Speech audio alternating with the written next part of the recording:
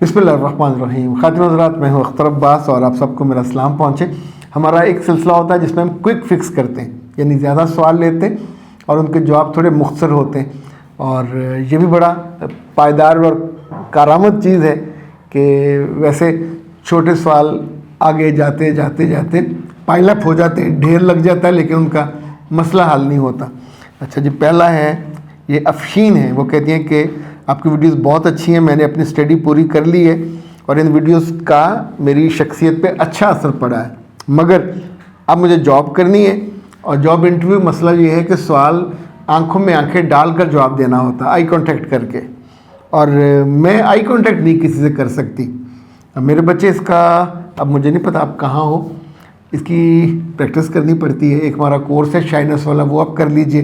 दूसरा, अगर आप लाहौर में हैं तो फिर मेरे पास आ जाइए, उसमें हम आपको अमलन एक्सरसाइजेस करा देते हैं। हम यानी 1-2 घंटे का सेशन होता है, यानी अगर ज़्यादा प्रॉब्लम हो, और ये आमतौर पर डॉक्टर्स को भी होता है, बड़े जो सरकारी दफ्तर में जाते हैं उनको भी होता है कि पढ़ाई के बाद जब आप जॉब में जाते हैं, आपको तो जॉब से पहले का है, आप सोचिए कि ये इतना अहम है कि CSS में आपने पूरा मुल्क टॉप किया हो, इंटरव्यू में फेल हो गए तो फेल होते हैं।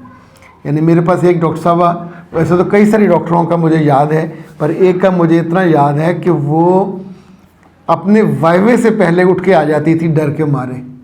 2 साल उसने ज़ाया किए फाइनल के। फिर जब उसका फाइनल पास हो गया तो उस दौरान उसकी एक सर्जन से शादी हो गई। जब पास हो गया तो वो जॉब के लिए जब जाती थी तो जब बुलाया जाता था तो अंदर नहीं जाती थी। यानी वो जो अंदर बाज़ दफ़ा मुख्तलिफ वाक़यात में कहीं आपकी बेइज्जती हुई हो, कोई बुरी याद हो, कोई बुरा वाक़या सुना हो, तो एक खौफ बैठ जाता है। तो अगर हमारी टीम से रब्ता करेंगे तो 0332-746-8746 और 0300-946-8746। वैसे हमारे यहाँ अल्हम्दुलिल्लाह गारंटी के साथ ये शाइनेस वाला और जो एतमाद की कमी होती है वो आराम से हैंडल हो जाता है। बहुत हुआ तो 3 सेशन, वरना 1-2 सेशनों में ये मसला हल हो जाता है।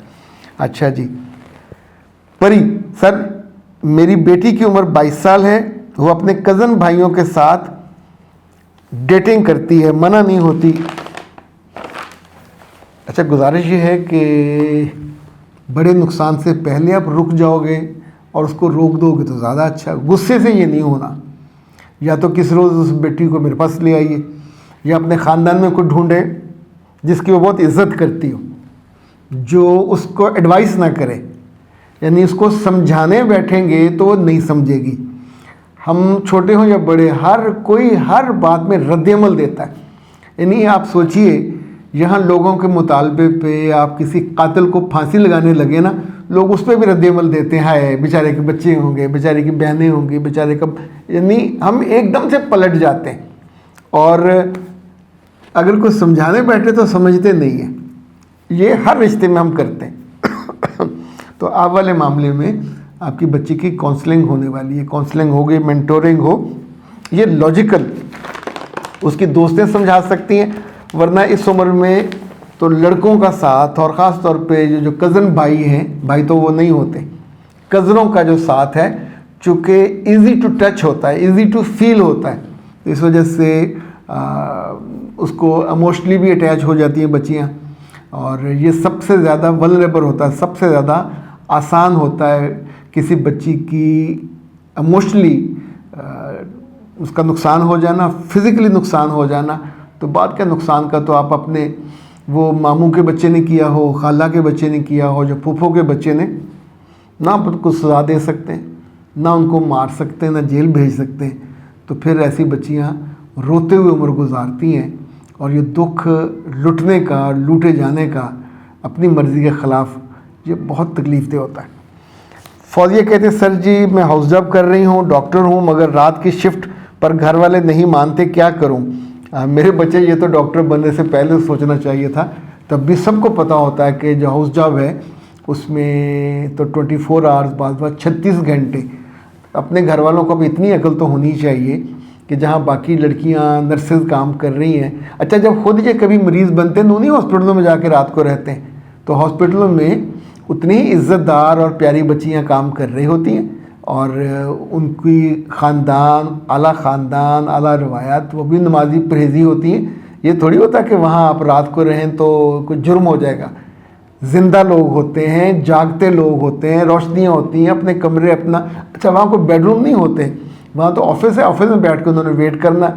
इमरजेंसी में है तो इमरजेंसी में तो सब लोग एक ही हॉल में बैठे हुए होते हैं, और इनका जो डॉक्टरों का काउंटर या डेस्क होता है वहाँ एक तो होती भी नहीं है, 3-4 लोग होते हैं। रात की शिफ्टों में तो आपको पता 8-8, 10-10, 12-12 डॉक्टर होते हैं, रजिस्ट्रार होता है। कुछ चीज़ें हैं जो एक्सपोजर नहीं होता माँ बाप का, तो किसी वजह जो भी आपकी पाबंदी की बात करता है उसको साथ ले जाइए, वहाँ जाके बस बिठाइए, और जाने से पहले बाकी लोगों से कहिए कि जब अम्मी आए या बहन आए या भाई जो भी आपको तंग करता है तो उसको अच्छा प्रोटोकॉल दें, और उनको रात का बताएं कि जब बेचारे लोग हादसे के बाद, किसी इमरजेंसी के बाद आते हैं तो ये कितनी बड़ी खिदमत होती है, और कितनी बड़ी, यूँ समझे एक तरह का ऑनर होता है जब आप दुखी लोगों को ट्रीट करते हैं।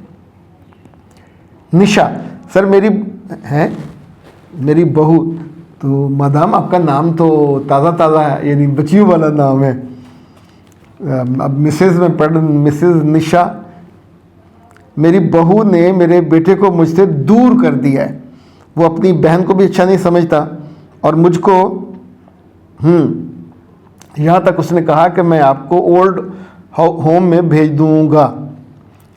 मिसेज़ निशा, गुजारिश ये है कि अब मानेंगे तो अच्छा है, अब नहीं मानेंगे तो बहुत बुरा होगा। आपने उस बच्ची के साथ अच्छा सलूक नहीं किया, ये पहली बात, यानी हक की सच्ची गारंटीड बात है। आपने और आपकी बेटी ने उसको इतना तंग किया है, आपके वो बेटे की मनपसंद होगी, तो जब आप दोनों ने मुखालिफ पार्टी बन के उसकी ज़िंदगी अजीरन कर दी, तो जो नई मोहब्बत होती है, नया रिश्ता होता है, ये नया नोट की तरह होता है, नया सिक्के की तरह, खनकता ज़्यादा है, तो आपका बेटा तो उधर ही मुतवज्जो होगा। दूसरी जो कमी कमज़ोरी आपकी तरफ रही है, आपने अपने बेटे को अपने साथ जो जोड़ने में, अच्छा बेटा तब जुड़ता है जब वो अल्लाह से जुड़ा हुआ, क्योंकि ये अल्लाह के कहने पे माँ बाप की इज़्ज़त और मोहब्बत होती है, हमारे अपने कहने पे नहीं होती।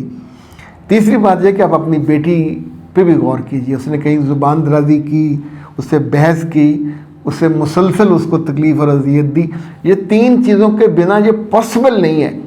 जब आपका बेटा मुसलसल शिकायतें सुनेगा, मुसलसल गिले सुनेगा, वो रोती अपनी बीवी को देखेगा, तो एक वक्त आएगा वो आप लोगों से अलग होके, यानी बहुत सारे बच्चे मैंने ऐसे देखे बिल्कुल डिसऑन कर देते हैं अपनी माँ को और बहनों को, तो नुकसान फिर आपका अपना हो जाता है। अपने तर्ज़-ए-अमल को बदलिए, अपने बेटे के साथ बहू की शिकायतें ना कीजिए, बहू से तर्ज़-ए-अमल बदलिए, झुक कर बदलिए। कोई सॉरी करनी पड़े तो सॉरी कर लें, वरना आपका नुकसान ज़्यादा हो जाएगा। अख्तर अब्बास को दीजिए इजाज़त। अस्सलाम वालेकुम।